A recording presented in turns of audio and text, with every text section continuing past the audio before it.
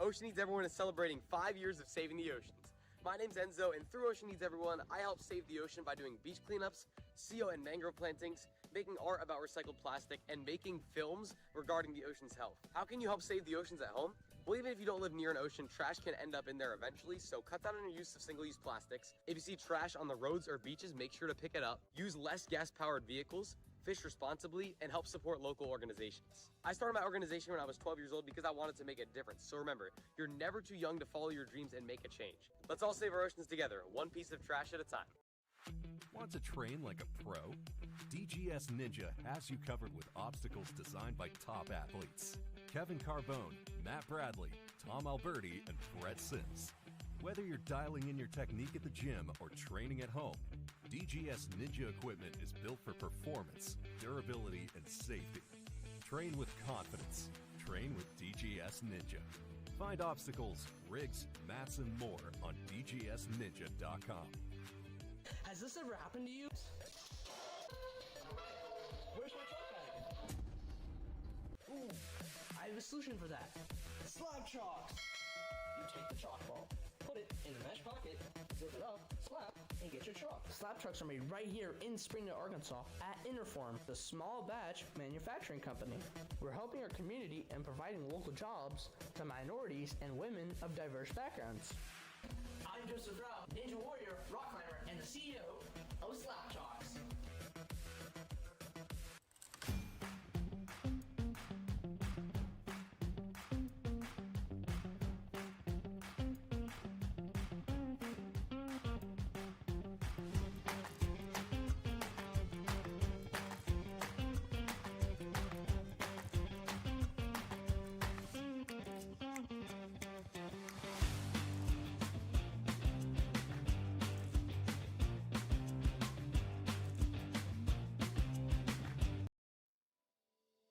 Here at Stage 4 Designs, we are all about innovation and athlete safety. We've been doing this since 2015, designing the most innovative obstacles in the sport, and now with our partnership with the World Ninja League, we are very excited to bring some of our best designs to the highest level athletes in the world. For our process, it all kind of starts right here in our digital design. There's a much more deliberate process now in what we do, with our goal being the utmost in athlete safety. So we put everything into our digital design first, make sure it's all going to work, then we procure the parts. We learned the process and refined it to what we feel are some of the highest quality urethane products you're going to find in the Ninja space, and that all happens here at our custom-built workbench. A lot goes into our urethane, and we are very proud of the work that we do there. Everything that we build here at Stage 4 is all custom made in-house. It's not like we have a stock of a bunch of stuff. So when you do place an order with us, that order comes through and we basically build everything from scratch. Paint department is scalable. We basically hand paint most things, but some things that require a little bit more spray or bigger, we're capable of that as well. These athletes put these obstacles through some of the most rigorous circumstances that you can think of, and we want to try to plan for every contingency. We never want an obstacle to break on anybody. We always want our stuff to feel solid and not move around a whole lot, so that the athletes can trust their skills to throw the biggest moves that they possibly can on anything that we put out there. Our CNC machine handles all of most of our flat goods. It's the workhorse around here. It actually does a lot of the heavy lifting in terms of cutting things out. We don't do any of our flat goods by hand. We make sure that everything is exactly the same and replicable, so that, you know, if you're doing courses or you have athletes that are going either head to head or the same obstacle that you're going to find at one Ninja gym is going to feel exactly the same if you go to another Ninja gym or your home for that matter, so that there's consistency with all of our product. Over the years, as we've added to our suite of products that we offer, we realized that pipe and metalworking is becoming more and more commonplace in Ninja obstacles, and to meet that demand, we've added the ability to do that here as well. So a lot of the obstacles that you'll see that we design and develop are meant to go on truss, and pipes are a big part of that. So we've added a pipe bending station here, and look for, in the future, us to offer a lot more innovative obstacles that kind of exist in that space where pipes are a big part of it. So here, everything that we put out is tested by real ninjas before it goes out. We want to make sure that our obstacles can stand all sorts of unforeseen circumstances. We know that Ninja athletes move in ways that are innovative and new, and we want to try to account for as many of those as we can and make sure that those obstacles hold up. So we test everything. Over the last 10 years, Stage 4 Designs has been committed to developing the most innovative obstacles that you're going to find, but also the safest and most reliable obstacles. Our motto here is elevating obstacles. We do feel that on this platform, we can take something that's both fun and creative, but also elevate it to an industry that deserves to stand on its own.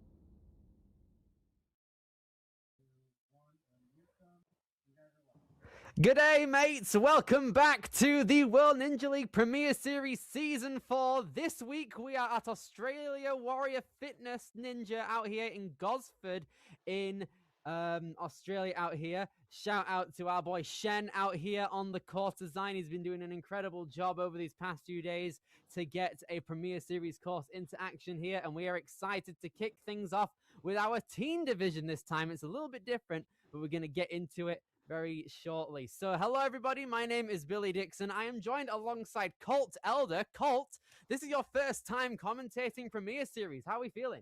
This is my first time commentating Premier Series. I am so excited to be here. This is going to be so fun. Indeed it is out here. We are going to be starting out with our teen division, and it's going to be a lot of fun. But now let's take a little moment to see how our athletes got here and what they're going to be doing. So we've taken the top 25% of all the athletes from the World Championships, as well as the season standings, and all of those guys who fit those credentials have got an invite to the Premier Series, so they can compete in any competition that we run from across all 4 countries or all 5 countries even that we're doing the competitions in. We're having 2 courses being run today. We have the placement course and the challenge course. On the placement course, if you fall or run out of time, you are finished, your run's over. And what the placement course does is seed the run order for the challenge course, where if you get first place on placement, you're going last on challenge. You have 2 retries on the challenge course as well. And the purpose for the challenge course is to qualify the top 4 athletes to the Premier Series finals for season 4 in 2026 on November 20th through the 22nd at Ascend Obstacle Training in Marlborough, in Massachusetts this year. So it's going to be a very exciting time. It's going to be an amazing finals at a brilliant location, but we're rounding it back down under in Australia, where we're going to be getting started with our 6 teen athletes here today. All of them are being from Australia. Colt, you're a ninja competitor yourself. What would you be thinking if you are on a Premier Series course, you're out here, you're getting ready for the placement course? What's going to be going through your mind out there? I mean, I think as of right now, it's all excitement because you're coming into this match. I mean, I don't know how many competitions there are down in Australia. I haven't competed down there. So for me, I would be really excited. Like, all right, this course is out here. Like, let's go. We're going to do our best and give it everything we have on this course. Indeed so, man. We have 2 teen females and 4 teen males here. And I had a look at all of their bios before we went live here. We have quite a bit of experience as well out here. A couple people that we're going to be highlighting. Jack Goodman out here. He's coming out of Erina. And I need to see what NSW is, because my Australian geography isn't necessarily too hot. I've been getting better at American geography, but Australia's still a bit rough. So New South Wales. Wales is a UK country. That's weird. But everyone out here, or a lot of people, are going to be coming from New South Wales. So NWS or NSW even. So Jack out here has been doing ninja since he was 10. He really enjoys competing and hanging out with his ninja friends. It's been a massive part of his life around Australia, and he's competed at WNL finals twice. So he's been feeling very lucky to have taken the opportunity to compete in the US as well as Australia. And I like the fact that a few of our competitors that are competing here today have had that kind of international experience. So even though they've been all around the world competing, they are able to put all of their amazing skills up to the test on one of our Premier Series qualifiers out here. Colt, so we've been all around the world for a few Premier Series. How many competitions have you competed in, and where? I mean, I've competed in a whole lot of competitions. I can't even say at this point, but I've never gone international, and that just shows a lot of commitment because for me, like staying in the USA feels like home, feels local. Like I feel like I can go to those competitions and not be scared to know what I'm gonna face. But competing internationally, you don't know you're gonna face. You don't know how those athletes are. There's a whole different field out there. It's an intimidating experience. It takes a lot of commitment to do that. Indeed, it does. It's a big ask, especially if you aren't fully grown up yet, as you're still a teenager for these guys out here, 13 and 14. So it's incredible to go out and do it at such a young age and have a bunch of experience under your belt for later on in your ninja career. But we're highlighting both of our teen female competitors right now. And first up, who's going to be running first is Lily O'Neill out here. She has been doing ninja since 2019. She's currently training at Australian Warrior Fitness out here in Gosford, which is good to have that home field advantage out here. It's currently showing Oliver, but Lily is the one we're talking about out here. So okay, it's showing Oliver, but we're talking about Lily up top. She's been training at Australian Warrior Fitness for ages. She's under coaches Talon and Shen at Ninja Kids in Brooksville, under coach Judith Carroll, who's been on Australian Ninja Warrior a couple of times. Lily is another athlete who has gone to different World Ninja League events. And in last year's Premier Series event at Geelong Ninjas, which was our Australian qualifier last year, she came third in her division, which I believe was still the teens, yes. She's competed in all the different ninja leagues across the years, getting many, many awards. She's been to the US to compete at different ninja finals before. Apart from ninja, she plays soccer and volleyball for her school, and at school her favorite subjects are math and science, so she'll have a large academic brain coming into these courses. And this year she's also starting to play the piano after playing trumpet for 5 years. That's a lot of skill, and I'm excited to see that all come through on the course. It's crazy how much skill can be packed into these young athletes who are only in the teen division. I mean, at that age, I don't even know what I was doing. I was probably learning to ride a bike. Honestly, yeah, I wouldn't be surprised if a lot of people who aren't doing ninja or aren't doing a sport in general aren't that caught up. It's amazing what ninja can really do to give you guys life experience going around the world competing. We've also got Alexis Wright, who is going to be competing coming out of Carryong there from New South Wales out in Australia, also age 14, which is a very exciting thing to see. Here she is representing Australia Warrior Fitness on her hoodie there, which is brilliant to see. And yeah, so one thing that I do want to talk about, we are going to be only using one camera today for the stream. One of our producers out at the WNL unfortunately had a customs issue, and our poor mate Greg isn't really able to be with us out here in his full capacity. So we're using one phone out here, but we're going to get the best ninja experience as possible. And here we go. We're going to be having our demo run coming out here. So these are what our athletes are going to be facing on the placement course. Going to start out with a couple of holds out here for our athletes, some cannonballs, some nunchucks, and a small plate. And not starting it easy on the placement course. These are obstacles that you can definitely slip up on easily, especially with these athletes trying to go fast to get good placement. And we're seeing some tech in here as well. That's the first time I've seen bolt cutters and a cane move be in the same placement course. This is already incredible out here. I think that's the first time I've seen either of them be in a placement course, but back-to-back is amazing. Australian Warrior Fitness is also not the biggest gym, sorry to interrupt, so it seems like they're trying to use as many obstacles as possible, and it's working very well for them out here as we're seeing more obstacles. We've got some cone holds, it looks like, up to this bar. We're gearing up for some laches. I mean, I'm loving the creativity so far. They're coming back through this middle lane here and crossing right over on the same platform that they just left from. Yeah, honestly, me personally, I'd be getting lost all over the place when it comes down to this course. But these guys... I've had quite a history with getting lost on courses like this. I typically run the other direction if there's a opportunity to. So this course would have me in circles. So that's going to be one thing to keep in mind, is people who can keep track of where they need to go on this course. Yeah, dude, I've had the same issues before in the past when I've competed in competitions out here in the UK. And it's definitely not an easy thing to properly grasp, but regardless, it's going to be insane to see all of our teens be on these obstacles. And these are the 9 obstacles that are going to be on our placement course. We've got Shen's favorite, Steel Slide, Cane Jail, as we saw. We've also got Mega Launch, Dice Throw, Link City, which speaks for itself, Boots and Cats, Reverse Slider Run, and the Warped Wall. So it looked like on the Warped Wall, we had our athletes are going to be stopping the timer when they get to the 12-footer slot on the Warped Wall. So that's where they're going to get up to. They don't have to climb up to the top. When their hands hit the 12-foot slot, that's when their time ends.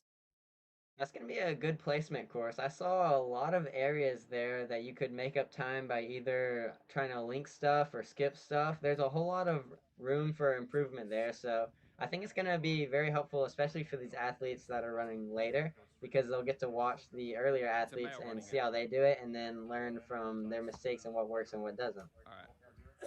Indeed so. So right now we're going to have another demo run, but this is going to be for our female division. So our two teen female athletes are going to have to look close here. There might be a couple of changes. I can see a trapeze coming down when it gets to that Lachey obstacle. What's it called? It's like the links. The Link City, that's what it is. So it looks like they have an extra trapeze in there. Maybe another thing, maybe a couple of things in some different obstacles too. So we're going to have to see. I've also noticed that we haven't had, I didn't even think about the fact that there was only one camera filming that whole time. I felt like that was a really good job by the camera person following that. Yeah, shout outs to them. It's awesome to see that adaptability, not only on the ninja side, but on the tech side, which is brilliant to see as well. But yeah, we're going to be out here having a look at our teen female placement course. It's going to be the same starting point, the same holds up to this plate, it looks like. It's going to be really hard to try and make up time on those first obstacles there, because your vertical grip being tested this early on is going to be very, very difficult.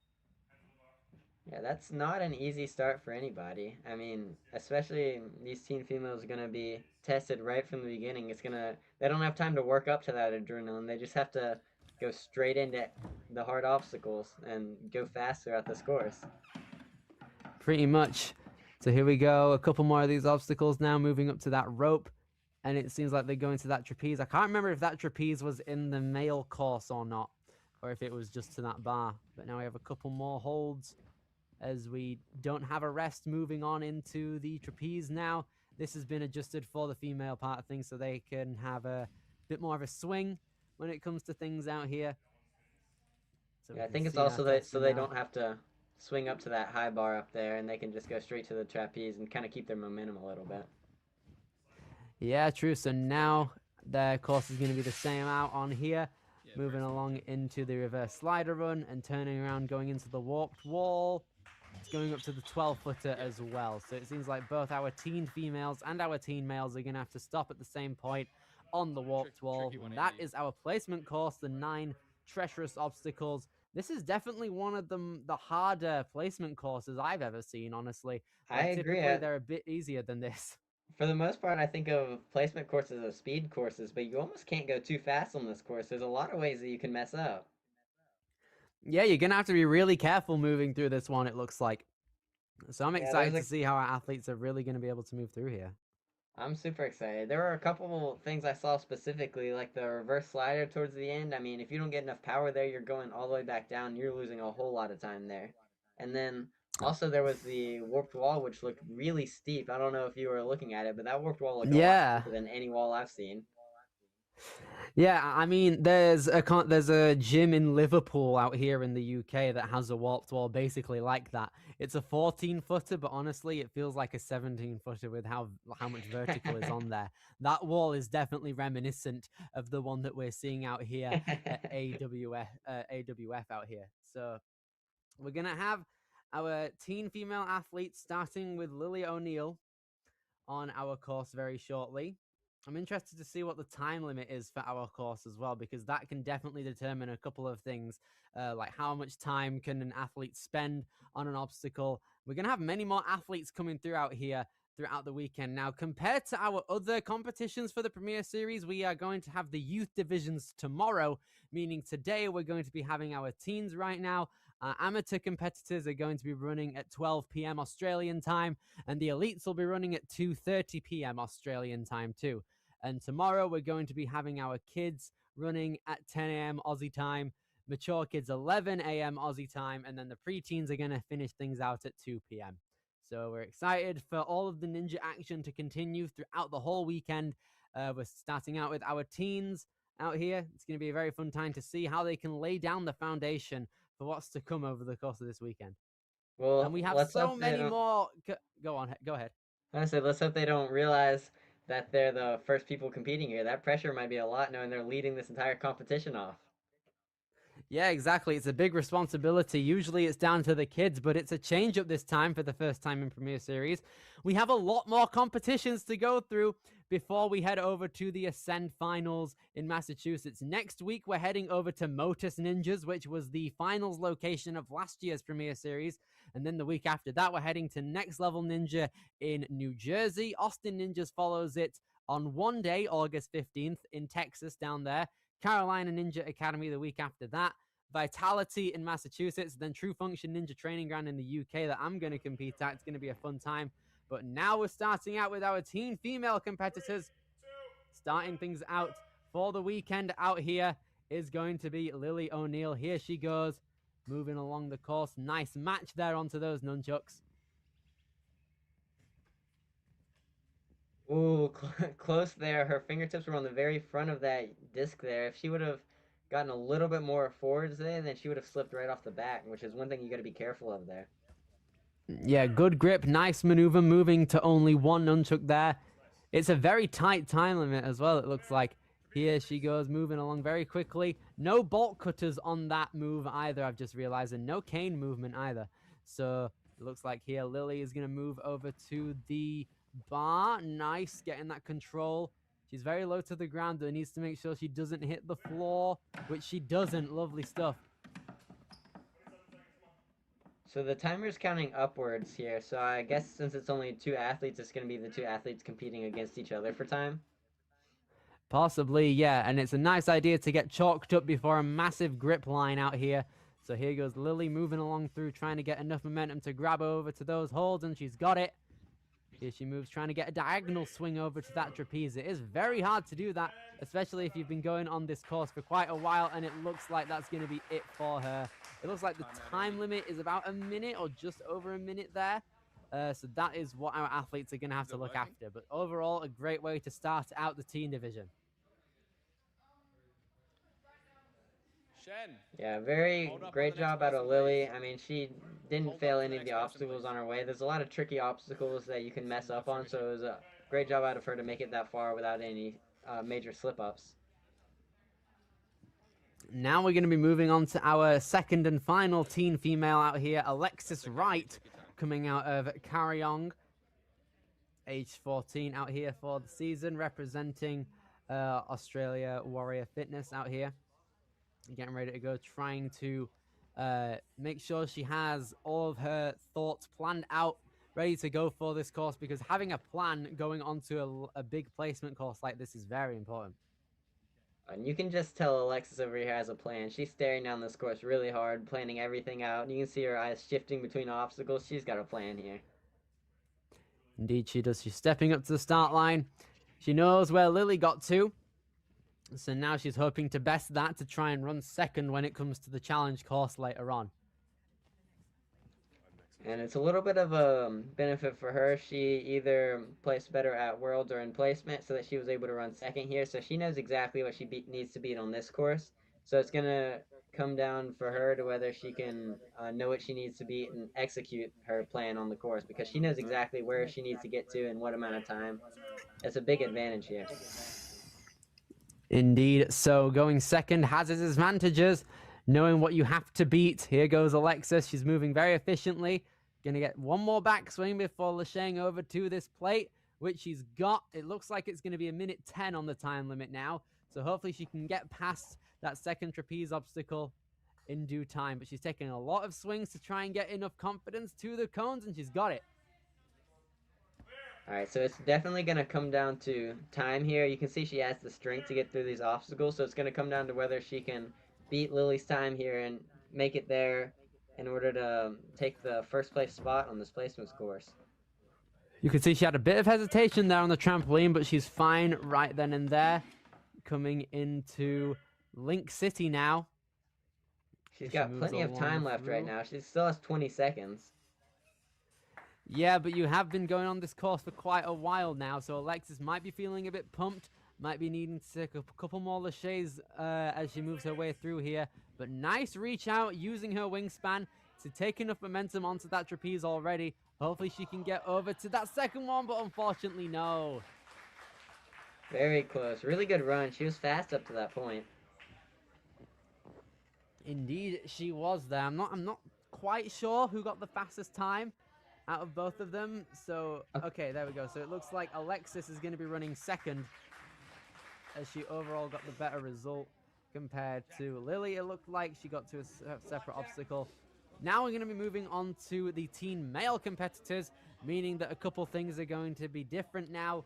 We're going to have the steel slide and the cane jail include both of their techie moves. So the second obstacle is going to include bolt cutters, and the cane jail will obviously include a cane, and a couple of the lower hanging trapezes will be removed as well. So our fellas are going to have to use a bit more force now in order to get a good result on this placement course. We'll see how this goes. I mean, we got a little bit more athletes here, so there'll be more opportunity for upsets and for big moves to try and move up placements on this course. Pretty much, yeah. If I recall correctly, there are 4 teen male athletes out here, which means that when it gets to the challenge course, they're not going to have any competition in order to see who gets through and gets ultimately qualifying for Premier Series finals. When it comes to the challenge course, our teens are going to have to beat the third obstacle in order to be qualified for the Premier Series finals that ascend in November, because there are no more than 4 teen males out here. But we're going to be starting out with Jack Goodman, 5'5" in terms of height and a wingspan of 5'2", 110 pounds, started Ninja in 2021. He has been doing Ninja since he was 10. He really enjoyed hanging out with his Ninja friends. It's taken him around Australia, and he's competed at the WNL finals twice now. He feels very lucky to have been able to have the opportunity to compete in the US as well as Australia. So hopefully that big stage experience is going to translate well when it comes down to this Premier Series placement course out here at Australia Warrior Fitness.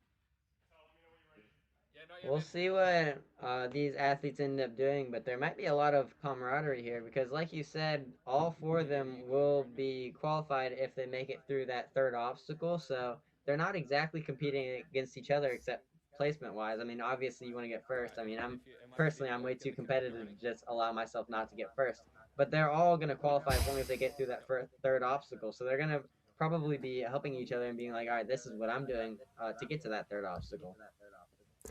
Yeah, that's the great thing about Ninja. It's a very supportive community. Everyone wants the best for each other, and it's very apparent now when it comes down to the fact that all of these guys have the potential to qualify. So everyone is going to be wanting everybody possible to get through and get the best result possible. So now we're going to have Jack Goodman out here on our placement course, being the first fella out here to take on the Australian placement course. Let's see how he fares. Moving along now.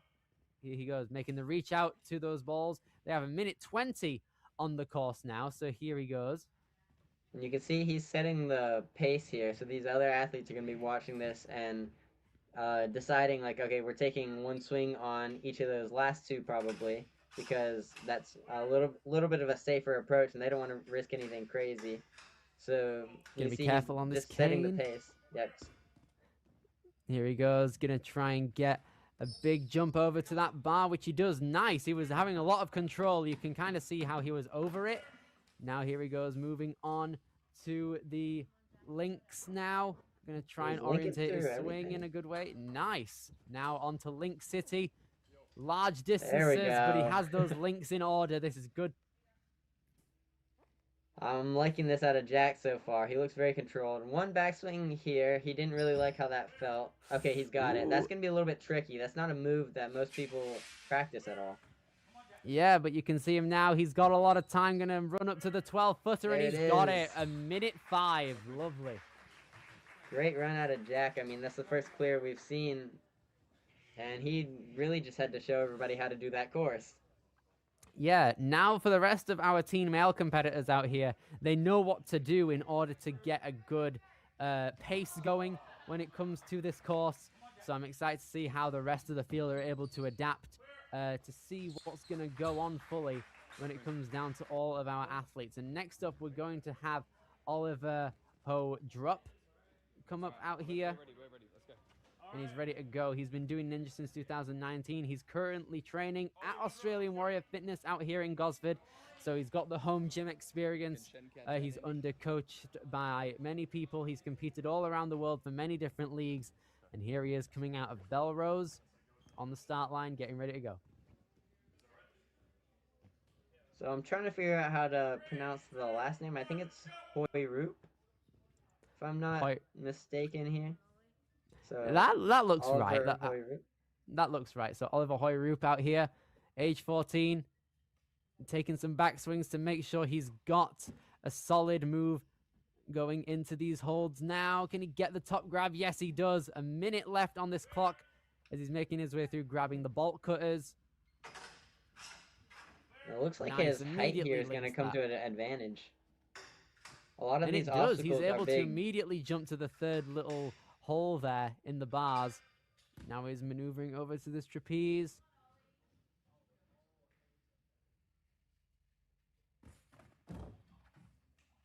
Amazing. Straight through. That's a good bounce there. He's got a lot of power, and he's definitely using his height here, skipping everything that he can. And oh, you can see him just reaching that easily. Oh no!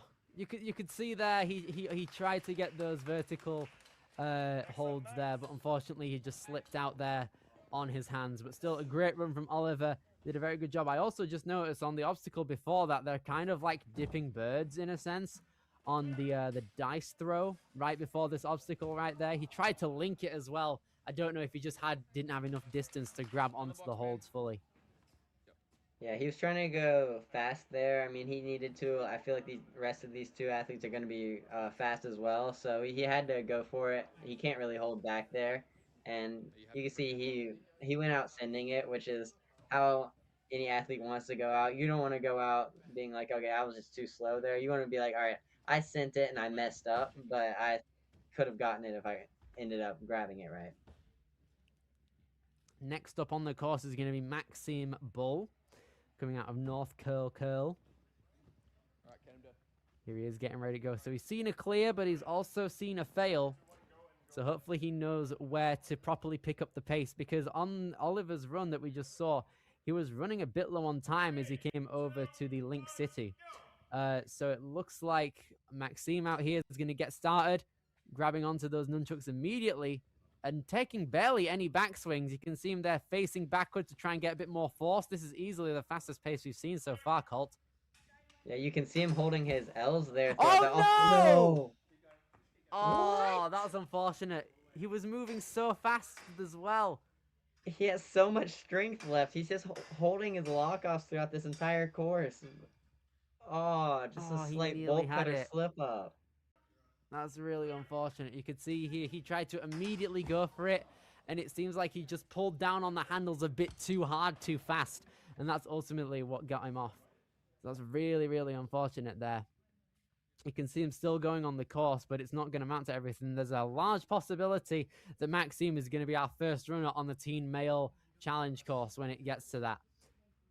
I think Maxime here can do a really good job leading us, because from what I'm seeing, he's got all the capabilities to even clear our challenge course, but he just had a little bolt cutter slip up there. Yeah, with the retries on the challenge course as well, if something like that happens again, where something like bolt cutters are used and you kind of rush it, you have the opportunity to retry it and be a bit more cautious with it now that you know what's up with it. But now we're moving on to our final teen male competitor. It's going to be Hayden Whiteman, coming out of Wyoming. Andy, can you put any graphics the Australian city, not the state in America, I'll tell you that much. Can you put some graphics on for a minute? We had a competitor arrive late and he's going through the course now. Thank you. So I think I just heard that we've got a latecomer coming in to the competition out here. So just having a quick run through of the course, and he's going to be added on to the run order seemingly in due time. So that's exciting. And I have a couple more competitors running the course now. So yeah, what do you think of that placement course, Colt Elder? It's going to be a very, very fun time to see the rest of these guys take it on. What's the first impression? I'm excited for it. I mean, we've got people all over the place right now. We got one person who went on the first obstacle, one person who went out on the sixth obstacle, one person who cleared the course. I mean, it's all over the place. It is all over the place, and it's also testing a bunch of different skills in Ninja as well. Like you have a bunch of grip, you have some tech, you got a bit of balance in there, and you've got a warped wall at the end. So it's really testing all the different fundamentals that Ninja has. That's honestly one of my personal favorite placement courses I've seen personally, because there aren't a lot of courses out in the world, particularly of the placement and speed variety, where everything is tested. And I like the fact that it's like that. Because I remember for Motus last year at finals, it was one big link line and a warped wall. Sometimes it's just a massive send on balance and agility. But I like the mix that we have overall coming into this. So here we go. We have Hayden Whiteman. This might be the first placement course that I've ever seen that's actually also an endurance course at the same time, because a lot of these athletes are getting pumped kind of towards the middle of the course because it's so much upper body strength. Pretty much. But here goes Hayden. Moving along, gets a nice big move there. Tries to ease himself into those nunchucks, which is nice. Thrusts his body forward to get a good hook onto that plate. 1 minute and 5 seconds as he gets onto those nunchucks. Gets a quick re-grab on there. And now has a minute. Now he's just seen one of his teammates go out here. Not going to make that same mistake. Nice slide over. It had me stressing there. I was overlooking the bolt cutters a little bit before that, but now I'm looking at them with a whole new respect. Here we go. We got over 40 seconds now for Hayden to move on through this course. Age 13. Very close to the floor there, but keeps his feet off. Just has over 30 seconds now as he moves across those dipping birds. Only needs one. Nice to see that. Oh my goodness. That was so fast. That was a big move there. Yeah, that was really good. Hayden moving in with a lot of momentum now. Trying to be careful as he moves on through the rest of these big links out here. He's got to make sure he's got it. Sets his hips there we and go. he's got nicely made 12 it. seconds. This is going to be a tight one. 10 seconds, less than 10 seconds, 5 seconds. Oh, his feet tapped right there. Yeah, almost. You could see that's a really hard one because on a vault box like that, it's really hard to tell with your momentum to see where you're going to land. But something like that can happen with your foot tapping at the end. Let's see that again. Yeah, even if you're just trying to get onto it naturally, the mat would be in the way, and ultimately that's what gets you out there, which happened to Hayden. Yeah, you could tell he was trying to throw it hard, even if he didn't have it lined up correctly, because he was trying to get there in the right amount of time. You see that he takes second place, though. Yeah, so this is what our current leaderboard looks like at the moment. We've got Jack Goodman in first with a full clear. He's set the foundation to start things out on the first run, and he's held the weight down incredibly well. And Maxime Bull, unfortunately, with that early bolt cutter fail right there. I'm definitely interested to see how Maxime leads our challenge course, though, because we haven't really gotten to see much of what Maxime can do yet. Yeah, exactly. And that can be the case for the other three who weren't able to make it to the buzzer. But regardless, that's going to be it for our placement course. It was a lot of fun out there. It was a very, very fun time. We're going to be seeing you guys later on for the challenge course. Stay tuned for that.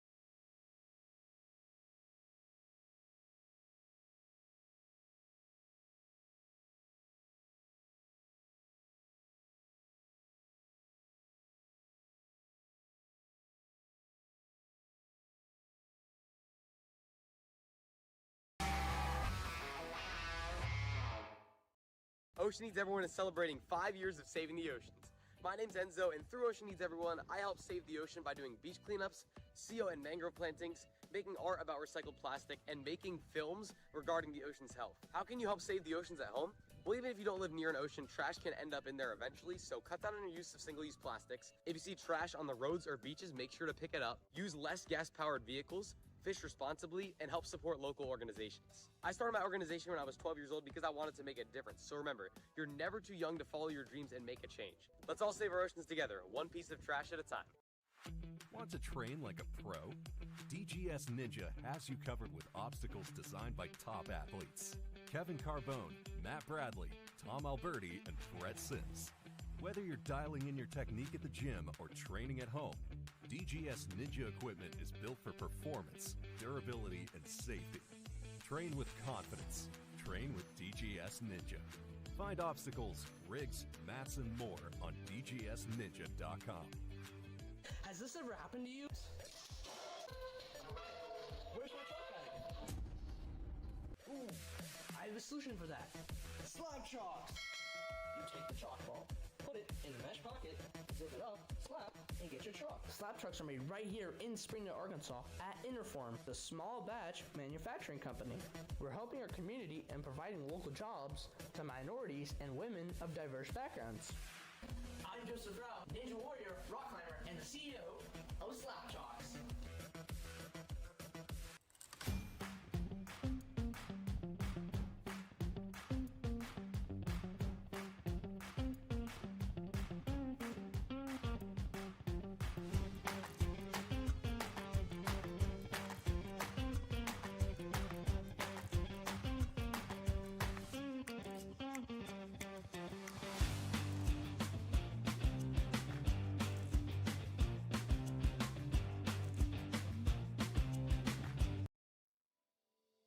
Here at Stage 4 Designs, we are all about innovation and athlete safety. We've been doing this since 2015, designing the most innovative obstacles in the sport, and now with our partnership with the World Ninja League, we are very excited to bring some of our best designs to the highest level athletes in the world. For our process, it all kind of starts right here in our digital design. There's a much more deliberate process now in what we do, with our goal being the utmost in athlete safety. So we put everything into our digital design first, make sure it's all going to work, then we procure the parts. We learned the process and refined it to what we feel are some of the highest quality urethane products you're going to find in the Ninja space, and that all happens here at our custom-built workbench. A lot goes into our urethane, and we are very proud of the work that we do there. Everything that we build here at Stage 4 is all custom made in-house. It's not like we have a stock of a bunch of stuff. So when you do place an order with us, that order comes through and we basically build everything from scratch. Paint department is scalable. We basically hand paint most things, but some things that require a little bit more spray or bigger, we're capable of that as well. These athletes put these obstacles through some of the most rigorous circumstances that you can think of, and we want to try to plan for every contingency. We never want an obstacle to break on anybody. We always want our stuff to feel solid and not move around a whole lot, so that the athletes can trust their skills to throw the biggest moves that they possibly can on anything that we put out there. Our CNC machine handles all of most of our flat goods. It's the workhorse around here. It actually does a lot of the heavy lifting in terms of cutting things out. We don't do any of our flat goods by hand. We make sure that everything is exactly the same and replicable, so that, you know, if you're doing courses or you have athletes that are going either head to head or the same obstacle that you're going to find at one Ninja gym is going to feel exactly the same if you go to another Ninja gym or your home for that matter, so that there's consistency with all of our product. Over the years, as we've added to our suite of products that we offer, we've realized that pipe and metalworking is becoming more and more commonplace in Ninja obstacles, and to meet that demand, we've added the ability to do that here as well. So a lot of the obstacles that you'll see that we design and develop are meant to go on truss, and pipes are a big part of that. So we've added a pipe bending station here, and look for, in the future, us to offer a lot more innovative obstacles that kind of exist in that space where pipes are a big part of it. So here, everything that we put out is tested by real ninjas before it goes out. We want to make sure that our obstacles can stand all sorts of unforeseen circumstances. We know that ninja athletes move in ways that are innovative and new, and we want to try to account for as many of those as we can and make sure that those obstacles hold up. So we test everything. Over the last 10 years, Stage 4 Designs has been committed to developing the most innovative obstacles that you're going to find, but also the safest and most reliable obstacles. Our motto here is elevating obstacles. We do feel that on this platform, we can take something that's both fun and creative, but also elevate it to an industry that deserves to stand on its own.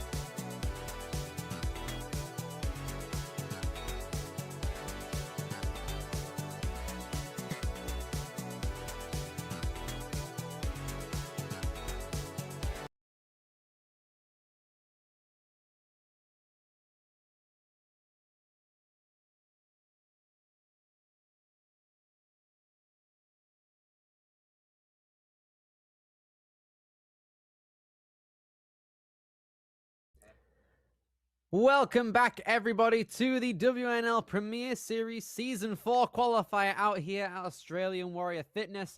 My name is Billy Dix, and I am joined alongside Colt Elder here today. And we just wrapped up our teen divisions placement course, and it was one of the best placement courses I've ever seen, Colt. I mean, I agree. That course really just had everything. I mean, every kind of obstacle you could imagine. It had bolt cutters, it had a cane, it had a really steep warped wall, it had like a Kong vault, it had everything.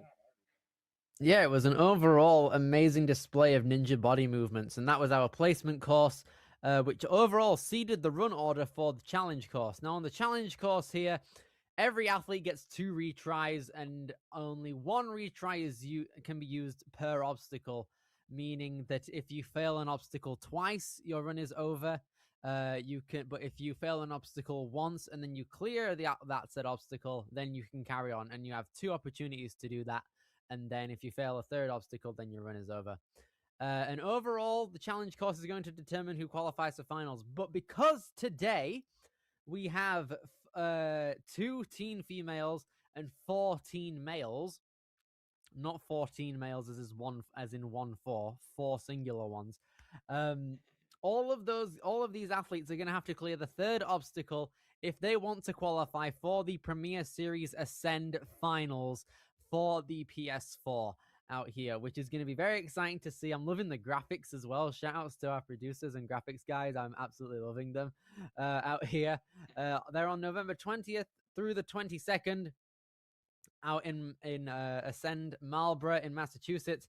It's going to be an incredible time. All of the athletes from around the world for the Premier Series in every division coming together. It's going to be an absolutely amazing time. Premier Series is such a good competition, particularly finals. Yeah, I'm excited to see these athletes compete today and then see them again at the finals. I mean, it'll be a little bit of a trip to go out there, so we'll see which of these athletes end up making that journey out there. But I mean, it's a big deal to qualify for the Premier Series finals, so I think it'd be a great idea for these athletes to fly out there for that. I agree, considering the fact that these teens have had a lot of worldwide experience in Ninja already. I know a couple of the teen males have gone out and competed at Worlds a couple of times, and I know Australia and their Ninja community as a whole, they're not afraid to travel out for stuff.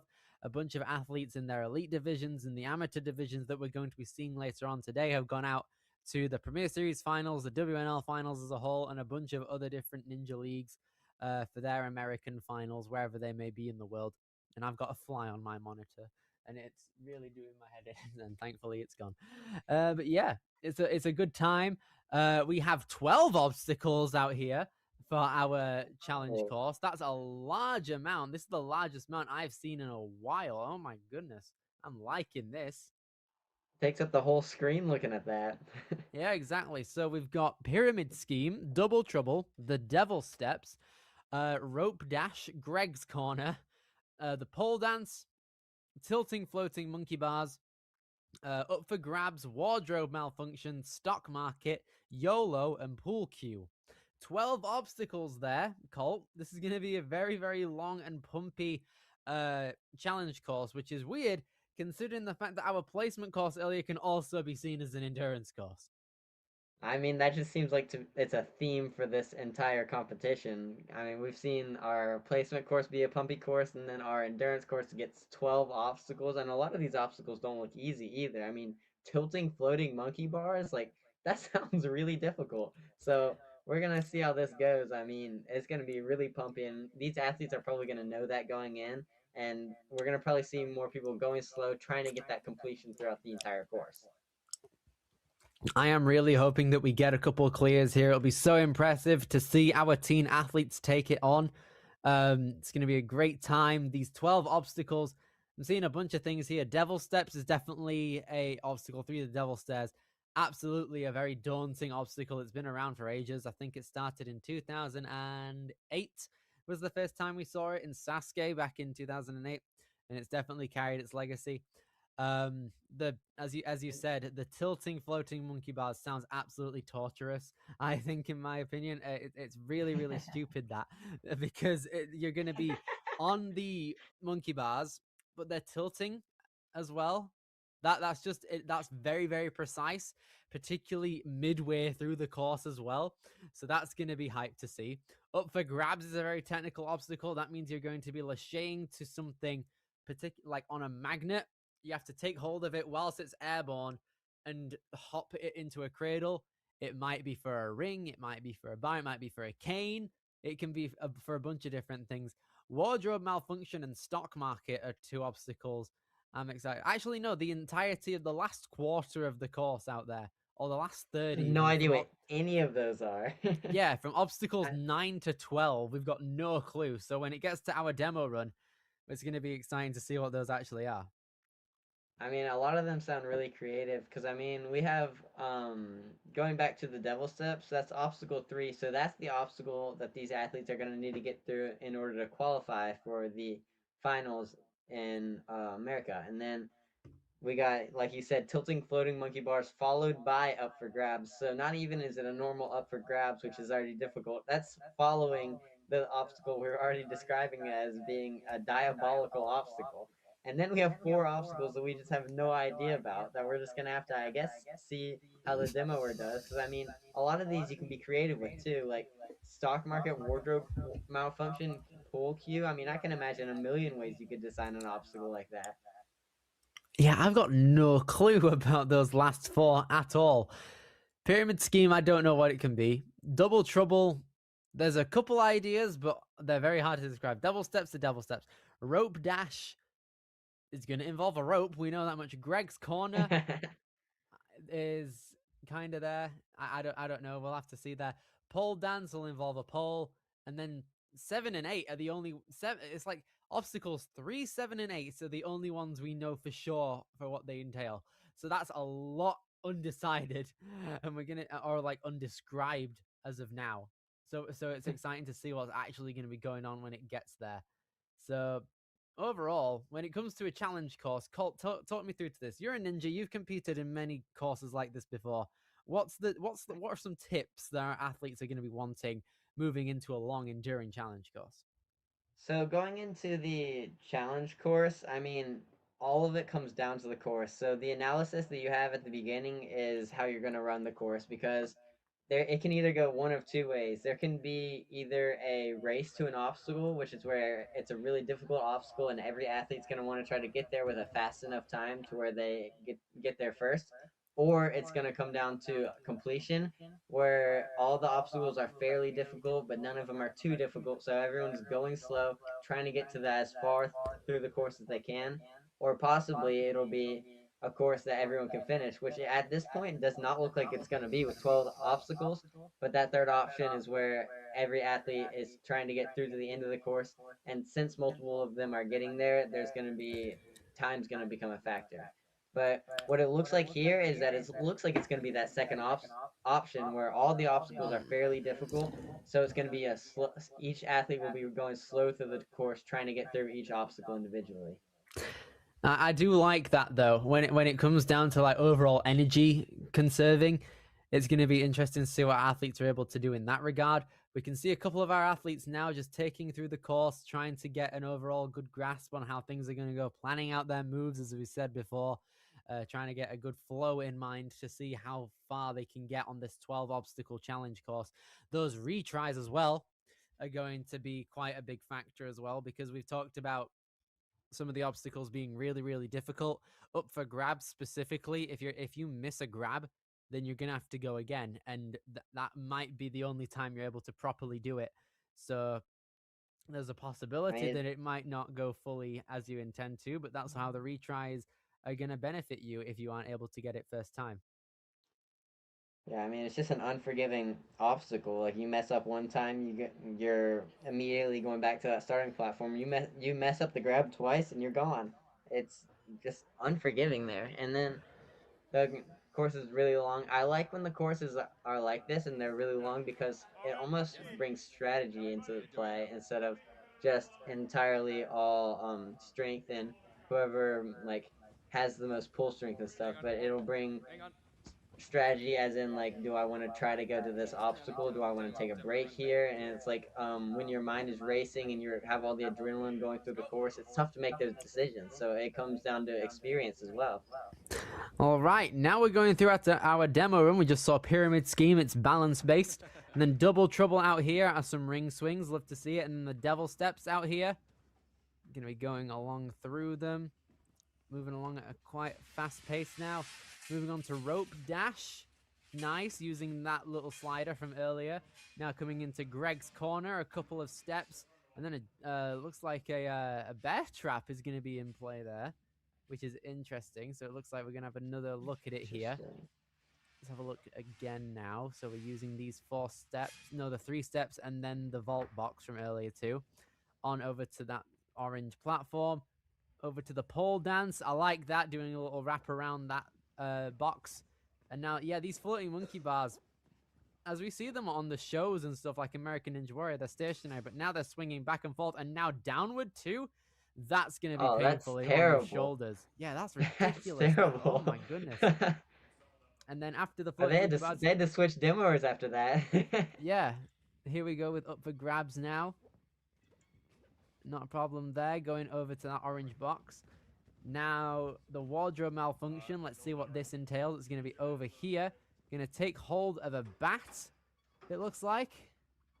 And then where's it going to go? Is it going to go into that ring? Ooh, okay. Careful on that edge.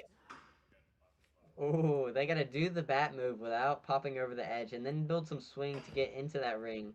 Okay. Man. I like that. So it doesn't have to be with the bat. It can be with your hands. Now what's going to happen? That's going to be a really tough one. Market on this log now. Gonna go through. I wonder where that got its name from. Yeah, I've got no clue at all.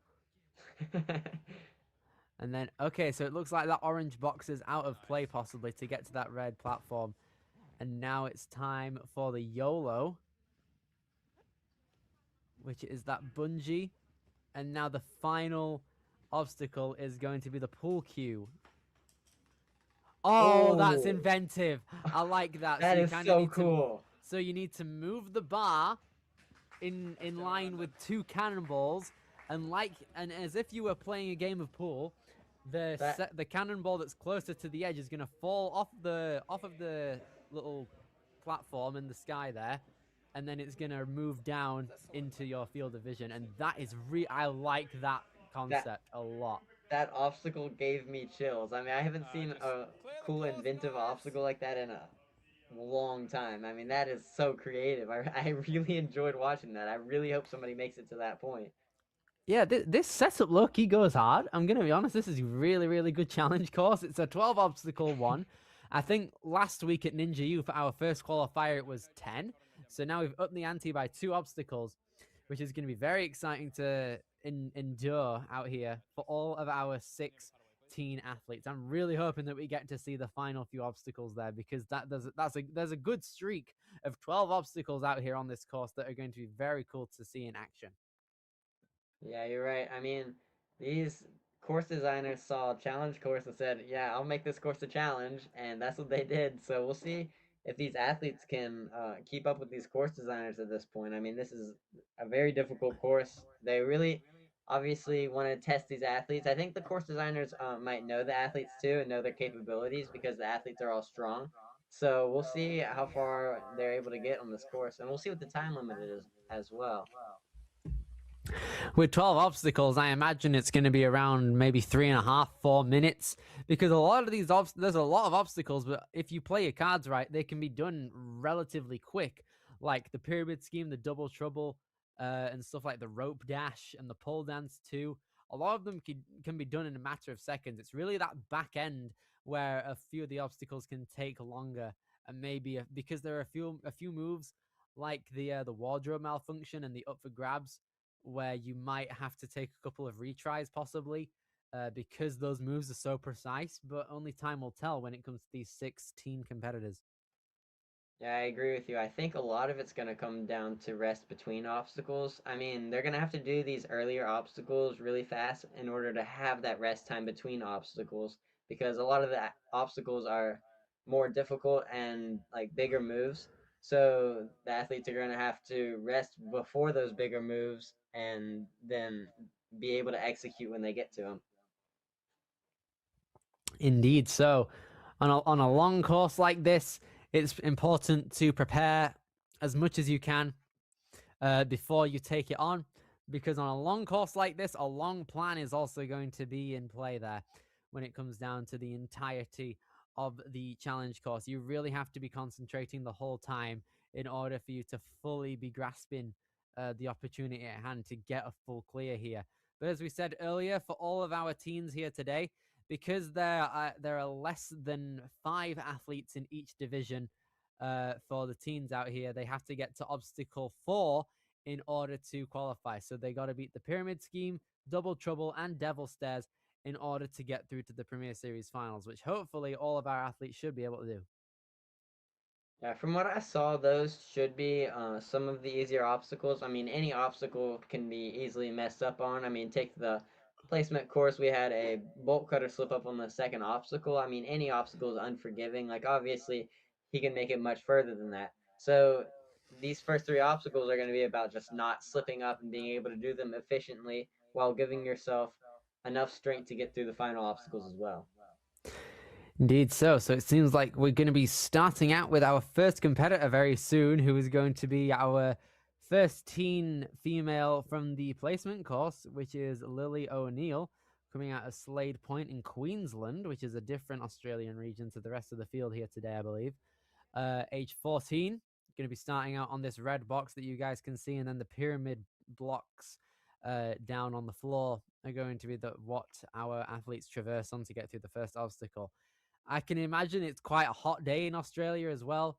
Definitely not one of the colder places in the world too, so our athletes have got to be careful with making sure they're not too hot during a run or out of breath. There have been times in my ninja career personally where I have come victim to being too hot or too cold during a run, because the UK heat is actually terrible when it gets bad. But regardless, the Australians out here, it's typically hot within their country, so they should adapt to that as well. And they should have aircon, which is something which us UK citizens seem to not have for some reason. Seems like you got a little bit of hatred built up for how the UK does their ninja gyms. It's not even ninja gyms at this point. It's just regular housing. I tell you, there's like 5% of households in the UK that have air conditioning. And I'm not one of them. And I really want that to change, because we had a couple heat waves throughout the past couple months. And because UK houses are designed to keep all the heat in during the colder months, when it gets warm, it gets really, really warm. And it's just not fun. I know, like, it's typically when it's like 27 degrees Celsius as well, which I'm not too sure how that equates to Fahrenheit. But I remember when I was in America and it was like 30 degrees, I didn't feel anything. That's so weird to me. I mean, I'm one of those oblivious American teenagers. I had no idea that people in UK don't have air conditioning. I mean, I guess I take it for granted here. I got all this air conditioning here. I thought it was a normal thing. I am a very jealous man of you right now. Even actually, I can't really complain much right now. It's like 15 degrees. I think I'm chilling. But yeah, enough about air conditioning. We have our 6 athletes out here getting ready to take on our course. We saw a lot of their potential when it was the placement course earlier with their speed. Now it's time to be taking on their endurance and their overall, like, you'd see this in hybrids and such in different leagues. And it's overall just an all-around course that tests basically everything from agility to speed to strength to overall endurance, which are all the fundamentals that a ninja should definitely have nailed. Right, and this is going to be an exciting one to watch for the females, because both these females finished in almost the exact same spot on the placement course. I mean, it's going to come down to who can perform better, because they looked pretty equal throughout the entire course. I mean, similar times. One athlete just got to one bar further than the other, but overall, this is going to be really close between the two. It will be very close between them.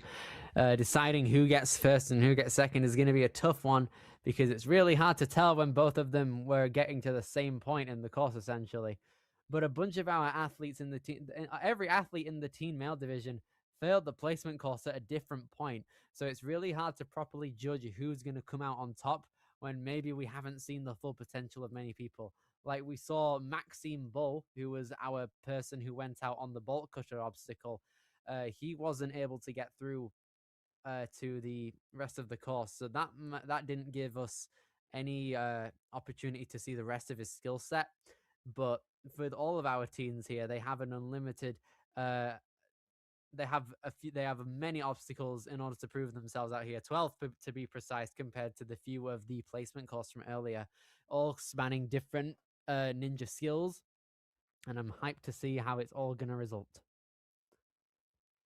I am as well. I mean, there's really no telling. Like we said, all these athletes, the placement course can only show so much. I mean, it was only a small course there. A lot of the athletes were going fast, and this course here is not about speed whatsoever. I mean, if athletes are going fast here, they're on a whole nother level. I mean, I want to meet this person who's going really fast on this course. So we'll see how these athletes are able to take it slow, breathe, and do these obstacles methodically.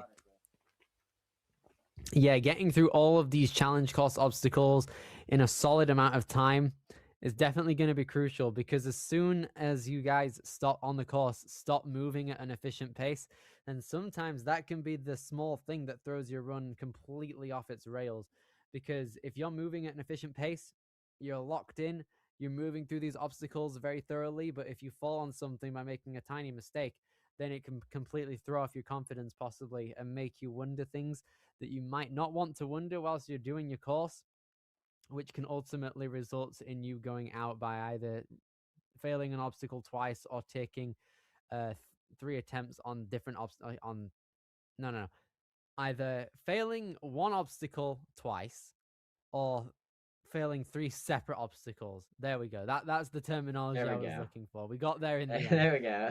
Right, now we're moving on to our first teen female competitor out here. It's going to be Lily O'Neill. She ran first in the placement course, and now here she is going to be doing the same on the challenge course. Here we go.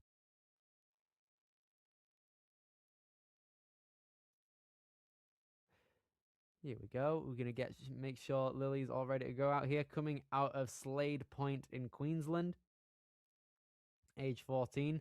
Going to be competing against Alexis Wright, who's going to be running after Lily out here. And here we go. I'm going to get down onto these pyramids for the pyramid scheme and immediately move on to double trouble here with these rings. Through one. Let's see how efficient she can be on these rings. She's just doing arm over arm here. Great technique. Doing a good job. It's very close to those devil steps as well. You need to be careful to not run into them if you have enough momentum to that ring. But Lily's doing a very good job at the minute, moving along these devil steps at a very efficient pace. Yeah, not a problem there. It's not a short devil step lane either. I mean, you got to go up, down, and back up there. So it just enough to tire you out for these next obstacles. Here goes Lily moving on to Greg's corner. Gonna take a bit of time to just move on to that ring instead, like that. Gonna try and keep a foot on that small little volume on the wall, but that sky hook is moving back a bit. Oh, she's got it. Problem there for Lily. Now onto the pole jump. Having a bit of that balance, and then gonna turn around on that post. Not a problem. Perfect. You see she's moving really efficiently. I mean, she's keeping herself breathing. She hasn't slowed down. She hasn't sped up. This is great pacing so far out of Lily. Needs to be careful on these floating monkey bars, though, because they do tilt back and forth. They're on straps, so they're moving freely. But this allows her to get a bit of momentum. But unfortunately, she touches the ground. She's going to have to take her first retry out of 2 now. Here goes Liz. She's might be best to chalk up. Yeah, there she goes, trying to get a bit more grip on her hands at this point. She's used a lot of her grip strength, so now she's going to try and utilize the rest of what she's got. I mean, this obstacle is diabolical, like we talked about earlier. I mean, unfortunate there. She just missed it on a second attempt. Yeah, very, very. It's hard, that. I mean, we talked about it before the challenge course started. The overall concept of tilting floating monkey bars is very, very difficult. But Lily, I mean, that's tough even if you're throughout the entire course. That'd be really tough even if you're fresh. I mean, he also just did 6 obstacles before that. So like even if you're fresh, you're swinging, you gotta hook it in while you're swinging, while your brain is currently being rattled in the air. You gotta try to focus it in, and then when you lock it in, it also doesn't fully lock in because you're pushing it at the same time. And there's just so many things to focus on there while your backhand is slipping out and peeling off. I mean, that's just one of the most difficult things I've seen in a challenge course like that.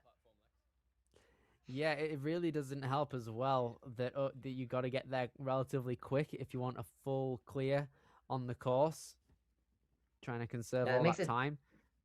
it makes it tough having that relatively towards the middle of the course, because then the athletes have to decide, like, am I going to sit here and rest for my entire time limit in order to have a chance to get through this obstacle, or am I going to go now in order to try and get a fast time throughout the rest of the obstacles and have a chance at finishing the course?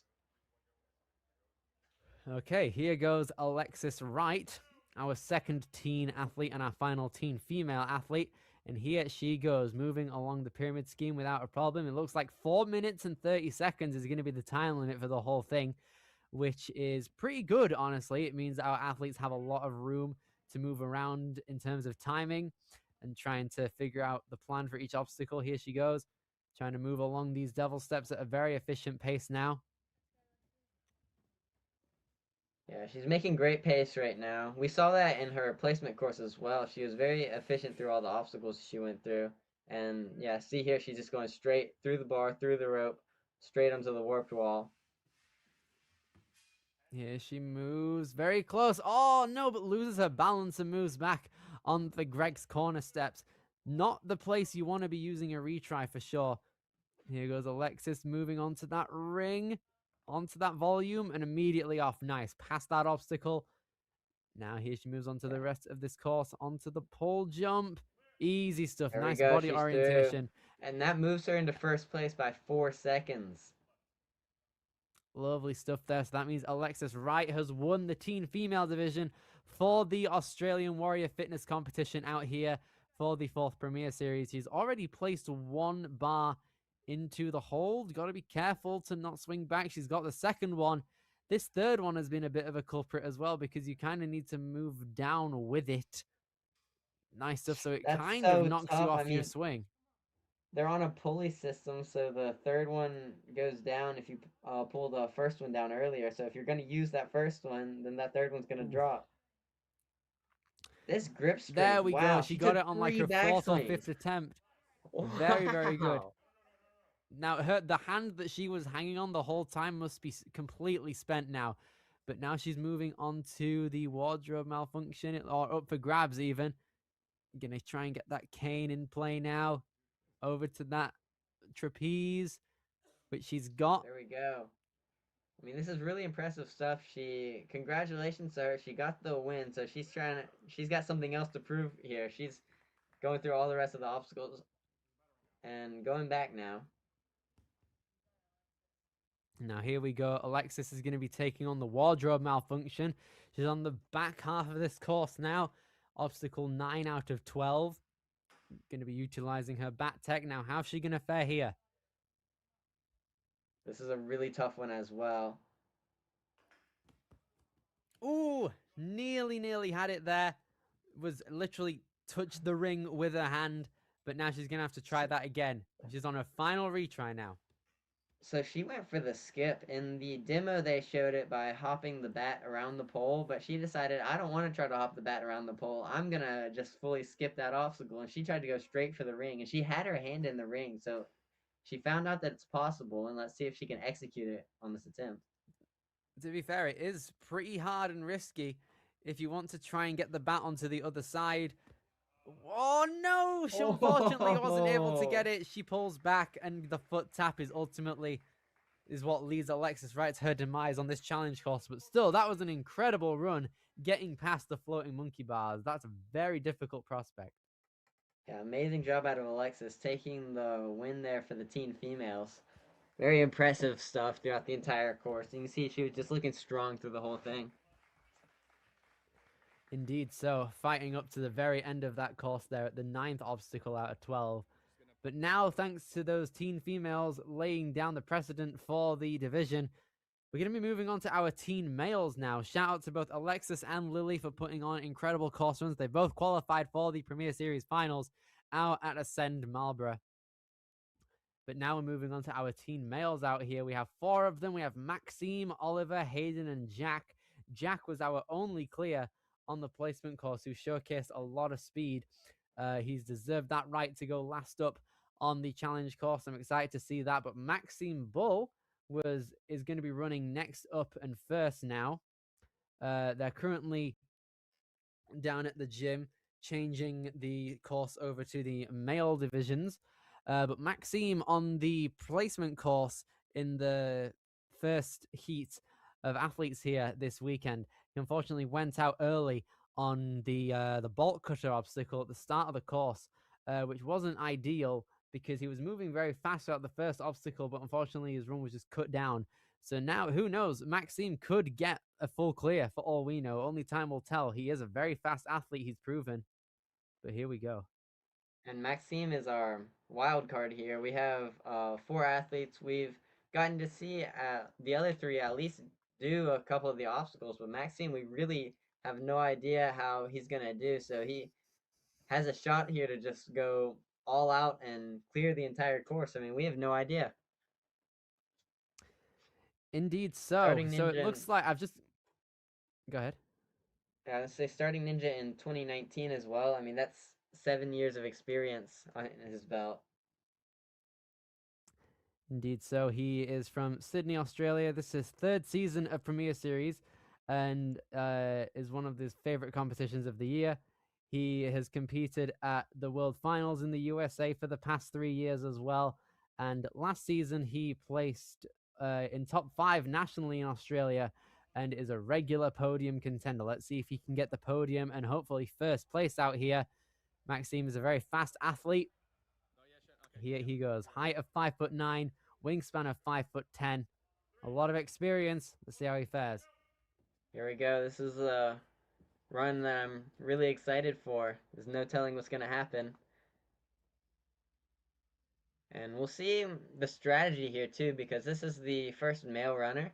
So he's going to basically set the standard for the rest of the athletes as to what pace you're going to need to be going through the course in order to both beat him and beat the course. Which, Moving as of right now, he's going at a really so fast far. pace. Yeah. Here he goes. Maxime Bull, 1, 2, 3, 4. Ooh, Got I like it. that. So you got to move with the ring and move it into that bear trap. That's a techie move right there. Yeah, that might get a couple people some fails and retries, because that's a tough move. He made it look easy. Just over 3 minutes and a half now. He's having trouble getting that floating monkey bar, and he's got to use all of that 5'10" wingspan. Let's move up here. You see, this is the same. Having a bit of trouble, but he's doing okay. I'm liking the technique as well, using 2 hands on that bar to try and get a bit more momentum moving in. And he's got it to that higher move. So now here he goes onto the 8th obstacle, which is up for grabs. There we go. He got through the floating monkey bars really cleanly. I mean, he had to take a couple more backswings probably than he wanted to, but I mean, he's through it without a retry, and that's really what matters there. And up for grabs. Oh! Ooh! Unfortunate there. It seems like the bar was just not in the right spot to fully slot in there. But now Maxime is going to try and pull on through and try again here. He's going to use the first of his 2 retries on this obstacle. This is the obstacle we were talking about earlier as being a really difficult one. Any kind of up for grabs thing. Here we have a bar, which is most certainly not easy. He's got to slot it into that salmon ladder rungs. And on his first attempt, I mean, he was close and he almost had it, but one of his sides was lower than the other. So he just hit one of the rungs. So we're going to see if he can keep both sides level as he's grabbing the bar in midair. Here he goes again. Going to take hold of that ring and insert it onto that bar. Taking a look at this trapeze now. That bar in the air. He's moving now. I think he might have skimmed it, but he's going to try and control it here. This is not good. A part of it is in the salmon.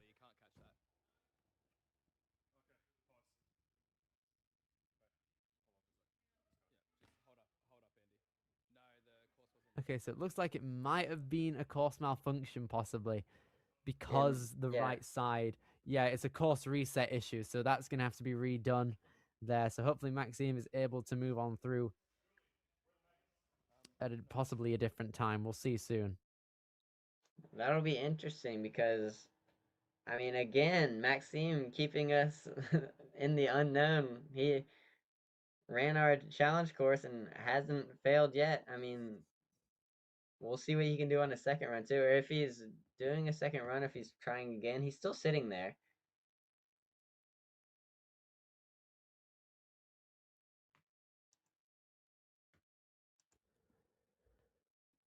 It's possible he could just go after it's all reset and done, but I'm not too sure about that because I haven't really seen that be done before. But regardless, he was moving very quickly up to that point. Definitely not a problem with the previous few obstacles there. But Maxim, we're just going to have to see. Maybe he'll get a rerun. Maybe he'll just go from that point. We'll have to see soon. This will take a few minutes to properly get ready to go again. But yeah, we've seen all of the obstacles in the demo before the runs properly started. But we've only seen 8 of them be be fully shown off in their competition state by competitors, and I think that competition mindset that our athletes are in definitely takes over, and that's a good thing, as well as maybe being a distraction, because sometimes you're isolated from everything and it's just the course. But when you're only focusing on the course, that leaves room for overthinking, but I don't think any of our athletes have done that yet. Yeah, what do you think about each individual obstacle? I mean, we saw 8 of them right there. Did you see any particularly difficult ones that you saw, or? Particularly difficult ones? I mean, up for grabs caused a couple of problems there. I think overall the wardrobe malfunction has some tricky tech in there too, especially if you want to opt for going in front of the vertical pipe. And I think the pull cue, even though it might not be the hardest thing, if you are having to rely on strength at the end of the course to try and be precise too, that could be a silent killer later on. I think that's an accurate assessment. I think we're going to see some interesting strategies on the wardrobe malfunction because, I mean, not all the athletes are probably going to want to hop the bat all the way around that pole. I mean, that's a tough move by itself. It might be easier to skip the pole and go straight to the ring that's swinging on the second half of the obstacle. So we'll see what the athletes decide to do because the advantage of hopping around the pole is that you get the pole as a backboard almost, so that when you swing backwards, you can swing a lot further without slipping off backwards. Yeah, very true. There's a lot of different ways you can go around it. It's definitely one of the more problematic obstacles where things can go wrong, I believe, as well. We have just gotten word that Maxim will get a full rerun at the end after all of the other competitors have ran, which means that Oliver Horyup is going to be our next competitor running on our challenge course. He's been doing Ninja since 2019. Out here, he's 220, no, not 200, 126 pounds. There we go. Coming out of New South Wales Belrose in New South Wales. Doing Ninja since 2019, currently training at this gym under coaches Talon and Shen at Ninja Kids in Brooksvale, and under coached by Judith Carroll from Australian Ninja Warrior. Oliver, in last year's event at Geelong Ninjas for Premier Series, he managed to get 3rd place. In the teen division, he's competed in many different ninja leagues over the last few years. He's won the Nationals twice in 2023 and 2025 in America. And he's been to the US to compete at World Championships. And apart from Ninja, he plays soccer and volleyball for his school. And he has been playing trumpet for the past 5 years and is now starting to play piano. So hopefully a lot of that brain can come with plenty of brawn here on the course. Yeah, and I mean, I feel like he's showed a lot of his brawn taking the championships all around and doing ninja since 2019. I mean, he's got a lot of ninja under his belt, but a lot of these athletes also do. I mean, we saw Maxime has also been doing ninja since 2019. Jack's been doing it since 2021. I mean, all these ninjas are really experienced. This is a tough field that they're in. All of them are, these are the best four ninjas that we have here in Australia for the teen division. So we'll see how they're able to fare on these courses. But I mean, these are really good athletes, and it's a 12 obstacle course. So I mean, I think the course designers knew how strong these athletes were when they were creating the course. Yeah, it's definitely an important part to make sure that you're playing to the athletes' strengths as well as their weaknesses too, because you obviously know what they're capable of after being ninjas for so long in the sport in their country. Being able to test them on a consistent basis definitely helps out in scenarios like this. But now we're going to be having Oliver out here on the course, getting ready to go. Hopefully we can see a bit more of the course moving into the final third of it. And Oliver going to shake out and get ready to go. We're going to see how he fares. See, Oliver is the one of the taller ninjas, so we'll see if that ends up helping him on these obstacles or if that ends up hurting him because of his feet potentially dragging the ground. And right now he's going really quick through, so it's definitely not hurting him, but this might also just be his ninja experience here. You can see him reach out to that rope with no problem at all. And now here he goes onto Greg's corner. Going to take the 4 steps and lock in that hook onto the bear trap. Reaches out to that orange box. A little bit of a tilt on his body, but now he's going to move over to the pole swing. Not a problem. Looks like he's going to chalk up to get ready for the floating monkey bars. He could be hanging here for a while if it doesn't go his way, so it's wise to chalk. You see, he's resting out. He knows that, I mean, he can get through this quickly, but also it might take him a long time because you can see this obstacle is just unforgiving and really difficult to time your way through and be accurate in your placements. So it can be really testing on your patience, especially if you have your grip like that. Your grip drops right there and it's just burning. You see, he has to go get a second hand there, but he's doing really good recovering. There we go. First try on the last cradle. That's a big save on his shoulders right there, because getting that final move on your first try definitely saves a lot of time. But now we're going to be seeing Oliver taking on the up for grabs. We just saw Maxime get a bit caught up on here. Hopefully that doesn't play in Oliver's head. He's going to grab that cane, swing on over through the rest of the structure now. With 2 minutes and 40 seconds, let's see how he can fare on the salmon ladder. Not a problem. So it looks like they've changed the course, so you only need to swing to the end, and that's the type that Maxime is going to be taking on when we finish all of the other fellas here. But now we're just under 2 minutes and a half as we now move on into the 9th obstacle out here, which is the wardrobe malfunction. This has been very difficult, so it looks like they have a coat. Oh my goodness. Okay, so I didn't know that coat hanger holds existed before today, and I've always thought that it would make an incredible grip. So here we go. I'm loving this. I've always envisioned coat hangers. Ooh, okay. Oliver, very close, but it looks like they're going to have to use the hook on it onto the ring. So that's going to be a lot on his strength there. Did he foot tap? That's fine. Love that. I'm really happy that a coat hanger's actually been made like that. That's brilliant. I'm really excited about that. I love that obstacle. I mean, it forced them to do the hop around the pole move, which we thought they would be able to skip based on what we saw with the girls. But I'm really happy with that as well. And then now he's got to work his way without touching that orange box to somehow get over to the other side. He's trying his best to use those cliffs there, and he's not had a problem anyway. He's able to kick back that box to get some back swings if needed. He's going to chalk up to get ready for the YOLO, which is the penultimate obstacle.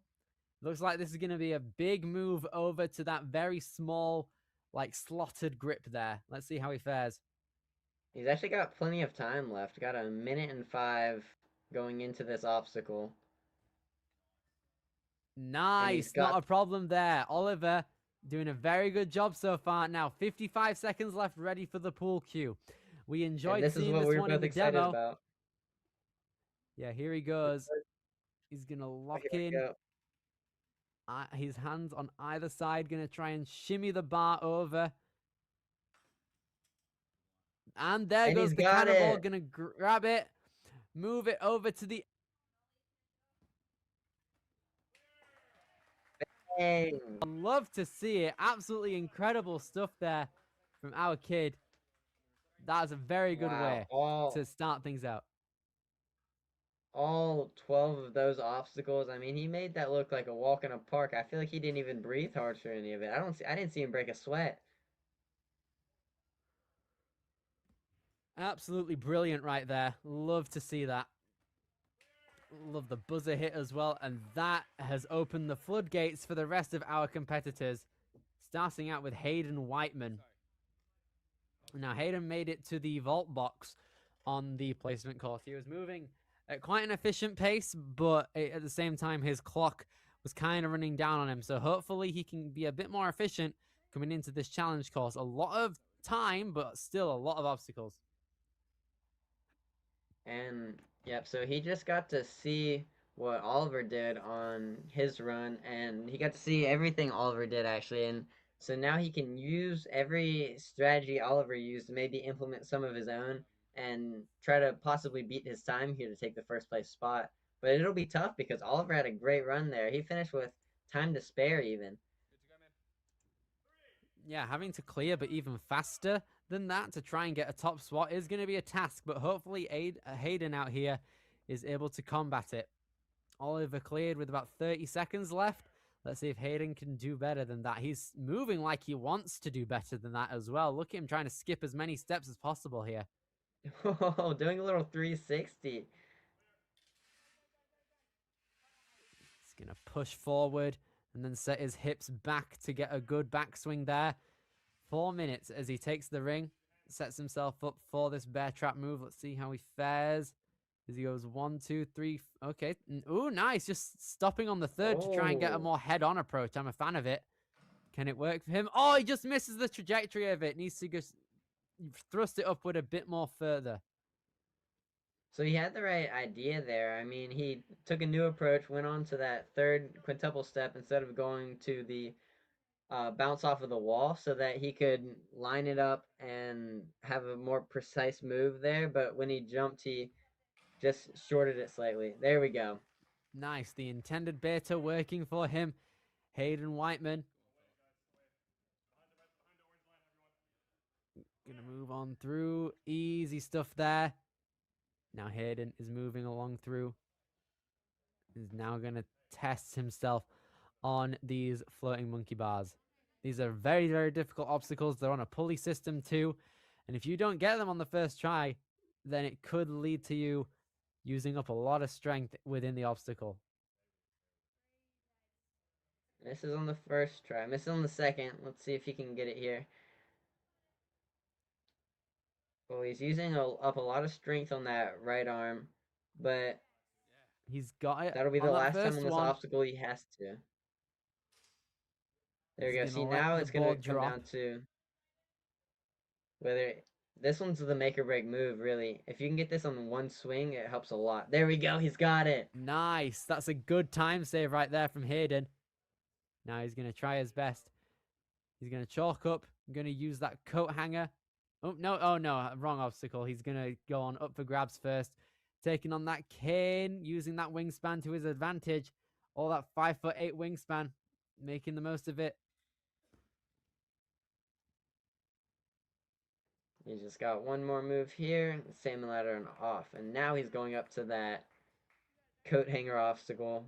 That's such a cool design from our course designers.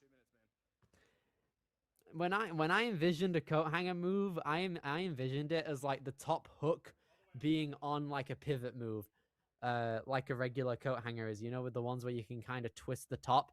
That would be insane I on know. this type of obstacle. But Hayden, regardless, is going to move on through.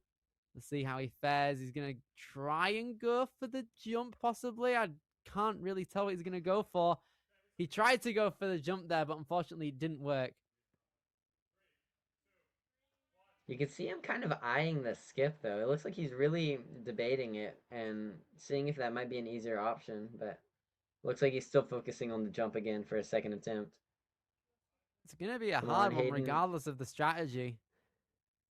He's trying to gear himself up for a bigger swing, but it's hard to do that without moving the coat hanger back. And has he got it? No, he Oh! doesn't. He unfortunately falls back. Oh man, he went for the dismount there. What a strategy. What an idea. I mean, if he got that, that would have been amazing, but that was a great attempt there. I didn't even see that coming. Yeah, I can see a world where you could possibly link it as well. Like if you get the coat hanger to the end of the track and set your hips back as far as you could probably thrust hard enough to have enough momentum to skip the whole thing, because he was very close there to getting onto that platform. He might have gotten onto it and then fallen back. But regardless, we're now going to be moving on to our fastest finisher of the placement course from earlier, and that is going to be Zach Goodman. He was our clearer, our lone clearer of the day so far. So I'm excited to see how he fares. Yeah, so we haven't seen Jack fail an obstacle, so we'll see if he ends up failing one on this course. I mean, he's undefeated so far. He's the only clear on the placement course, and we have a clear on this course. So, I mean, from what it looks like, the placement course might have been harder. It's possible, yeah. We're going to have to see it down to Jack here to see if he's able to get through it at an efficient pace and to see if he has the skills necessary to get all the way to the end of this challenge course. He's got 4 minutes and a half on his clock, coming through double trouble. No visible problems so far. He's moving along through fast. Yeah, he knows Oliver was able to finish the course in a decent time. Oh, look how fast he's going. Not even stopping for breath right now. 6 seconds ahead of Oliver to this point. This is a very, very good pace to be at. Here goes Zach Goodman on the third step. Gets the ring locked in there. Lovely stuff. Just under 4 minutes now as he moves ahead over through to the floating monkey bars. This is a difficult one, but he's going to try his best to move through it efficiently and precisely. This is just a crazy pace. I mean, he obviously just skipped physics class because he's just forgetting about momentum right now. I mean, he's just going straight through every obstacle. He missed it on his first try, but he went through the first 3 pegs like it was nothing, so it doesn't even matter that he missed it. He got a second try there. I mean, he's absolutely flying right now. 10 seconds ahead of Oliver as he comes into up for grabs now, taking hold of that cane, and then the trapeze, moving on into the bar, and he dismounts fine. 38.5 seconds ahead of the fastest time coming up into the wardrobe malfunction. Let's see how he fares coming into this. We just saw someone go out here. Now let's have a look. I mean, this pace is unbelievable. I mean, this is the same bar that earlier we saw the bolt cutters on, which we saw him also fly through. And so now it's just replaced with a coat hook. Ooh, hello. Oh, he's going with the top of the coat hook. I mean, he's able to do whatever with it. It might work for him better if he wants to just do it like a cane in a sense. I think he was, but he's moving from what it like looked it's a bat. debating on.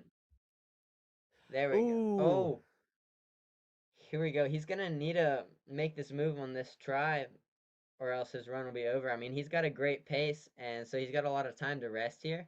But it's really a techie move, so it's gonna come down to whether he can get the tech of it. And it looks like he's looking at the dismount too here. Setting his hips back, and he got it. Nice foot placement. He averted the out of bounds area without a problem. Now 20 seconds ahead of the fastest time now. Trying to move along on the stock market without hitting that orange box now. Trying to lock off on that rope and get his legs over. Oh, which unfortunately is... Oh, is he going to have to go back tap and do the it? box. Yeah, He's gonna have looks to go like back. he will. Yeah, it takes a whole lot of core strength to hold your knees up for that entire time, because you got to hold your knees up for the rope climb too, because you're swinging, and then you also got to hold them up for the cliffhanger there. And you can see he didn't quite measure where the dismount platform was, and his feet just dropped a little bit early. So we'll see if he can fix that here, which he should be able to. I have faith in Jack. I do as well. Just going to be down to the fact that he has got long legs to look after here, and he's fine. Nice stuff. Okay, he's now on to right the on pace. He is 1 second behind the pace, and nice he sends it straight through. there. Did you see that? Oh my goodness, Jack, he knew he was behind pace. He knew he needed to catch up. He's flying right now. Trying his best to hit the ball. And here he goes, And he's going to got take it. one large backswing, get over to the buzzer, and with just 30 seconds there over the Oh my fastest time, goodness. Jack Goodman crashes it easily. That was an What incredible an run amazing there. run. Oh my goodness. I mean, he saw he was behind pace 2 obstacles before the end, and all of a sudden he turned the turbos on and caught 30 seconds back up. And Nice you can just job see on that there link linking too. through these difficult obstacles. I could tell that he wanted that full clear. He did a very, very good job of demonstrating it. That's our provisional first place, but we're going to have one more competitor. It's going to be the rerun of Maxim Bull. Again, Maxime keeping us on our toes this competition. We never know what's going to happen with him. I mean, he comes out strong. He does each obstacle to a full send.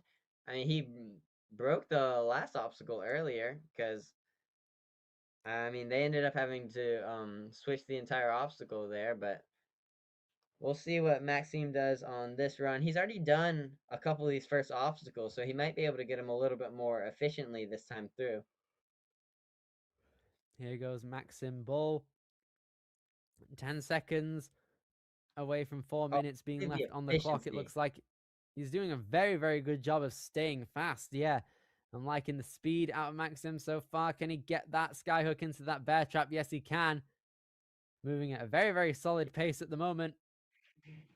Nice wrap Yep. around. He's going to not chalk up, so get ready for these floating monkey bars. He's still got a lot of grip left in him, it looks like.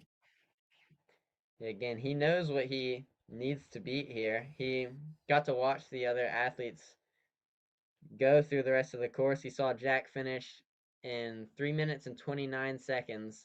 And from what I'm seeing here, Maxime has the capabilities to clear the course. He's been through this obstacle. So, yep, he got it on that attempt. And he's on a 5-second faster pace than he was his first time through. And this is where the scene of the crime is, though. This is where he fell and what's causing his rerun. Hopefully, he's able to put that out of his head and just responsibly take it through like a champ. And he's got it. And he's still got There 3 we minutes go. to take on the final 4 obstacles. This is another great pace. We could see a third clear. Yeah, keep in mind, it says he's 9 seconds behind pace, but also at this point, this is where Jack started getting a little bit slipped up with the coat hanger and the knees up obstacle. And we'll see if Maxime is able to do these without any slip ups. He's Can he trying to go get for it? the skip here to the platform. It's a very, very big move to commit to. Requires a large backswing without moving the coat hanger back. That's the really, really hard part. Trying to get a big enough backswing without moving it back because your momentum ultimately carries it. Can he get it? Oh, okay, he was hanging too hard there in order to properly move the coat hanger above the pole. But now he's got to retry to see how he'll fare second time around. He still has 1 minute and 5 seconds to clear these final couple obstacles, so he definitely has the time, but he hasn't quite decided on a strategy that he wants to go for on this obstacle, and he's using the top of the coat hanger like we saw Jack almost try earlier. We'll see if this works out for him, because this will probably slide a lot less because it'll hook on good. It's possible. Ooh, maybe not. The problem is as well, he's very low hanging because the hook is on top of the bat there. So let's see how he's going to fare. Is he going to go for the jump? He's trying his best to control it, but I'm not too sure of what he wants at the minute out of his attempt now. This is really hard to properly try and get. Can he get to that box? And he's been hanging here for over a minute. This is just taxing on his forearms. Let's see how much determination he has to try and get this dismount. I just keep sliding back no matter how much momentum he puts onto it. Maxim, you can see he's trying to figure out how to just send it here. Might as well, and that's going to be it, sadly. Maxim gave it his best shot there, but sadly that's not going to be enough to get him all the way up into the top 2 there. But still a very well done considering that was his second challenge run. Yeah, great attempt out of him. I mean, he probably was still drained after that first run. It didn't look like it, obviously, with him swinging 4 times on the floating monkey bars on just one arm and him conquering the obstacle that took him out earlier. But right here, his forearms just were too taxed there in order to get a good jump to the dismount. But that'll wrap it up for the teen males in the Australia competition. Indeed so. That was a very, very good way to start out our Aussie weekend out here. Well done to all of these competitors out here. Jack, Oliver, Maxim, and Hayden. All of them have qualified for the Premier Series finals as well for getting past the third obstacle on the challenge course. Well done to our female competitors as well, Lily and Alexis. They all did very, very good at starting things out. Colt, this was your first time on commentary for a Premier Series comp. How did you feel?